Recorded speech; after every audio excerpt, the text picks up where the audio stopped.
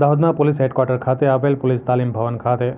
ગોધરાના range IG Rajendra અંસારીની ઉપસ્થિતિમાં police દ્વારા લોક દરબારનું આયોજન કરવામાં આવ્યું હતું, જેમાં દાહોદ શહેરમાં ટ્રાફિકની સમસ્યાનું નિરાકરણ લાવી તેને હલ કરવામાં આવે તેમજ દાહોદ જિલ્લાના સરહદી વિસ્તારમાં ચેકપોસ્ટ અને ખાસા સમયથી બંધ પડેલી પોલીસ ચોકીઓ પર સ્ટાફની નિયુક્તિ ફરીથી કરી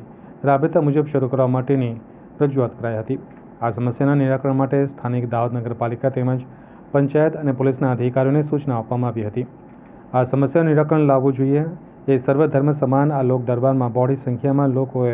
કહ્યું હતું અને વિવિધ પ્રકારની સમસ્યાના નિરાકરણ માટેની રજૂઆત કરી હતી। ત્યારે ગોધરા રેન્જ આઈજી રાજેન્દ્ર અંસારી દ્વારા દાહોદ જિલ્લાના લોકોની સમસ્યાનું નિરાકરણ કેવી રીતે કરી શકાય તે વિશે પણ પોલીસ અધિકારીઓ સાથે ચર્ચા કરવામાં આવી હતી અને પોલીસ દ્વારા પણ લોક દરબારમાં ઉપસ્થિત લોકોને કાયદાનું પાલન કરવા અને નીતિ નિયમોનું પાલન કરવા માટેની સૂચના આપવામાં આવી હતી। તરીકે ફરજ બજાવતો હતો ત્યારે પણ આપણી મુખ્ય સમસ્યા તો ટ્રાફિકની જ હતી। એ વખતે પણ ટ્રાફિકની સમસ્યા હતી, એ ગોધી રોડ હોય, ગોધરા રોડ હોય કે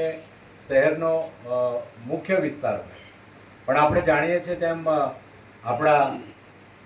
જે તે વખતના તત્કાલીન મુખ્યમંત્રી શ્રી અને દેશના આદરણીય વડાપ્રધાન શ્રી નરેન્દ્ર મોદી સાહેબે આ શહેરને સ્માર્ટ સિટી તરીકે ઘોષિત કર્યું છે। કામગીરી ચાલી રહી છે અને મને આશા છે કે ફ્યુચરમાં નગરપાલિકા, આ શહેરની જનતા અને પોલીસ અધિકારીઓ અને સાથે વહીવટી તંત્રના માણસો આ મુખ્ય સમસ્યાનો યોગ્ય નિકાલ થાય એ રીતે ચોક્કસપણે આયોજન કરશે।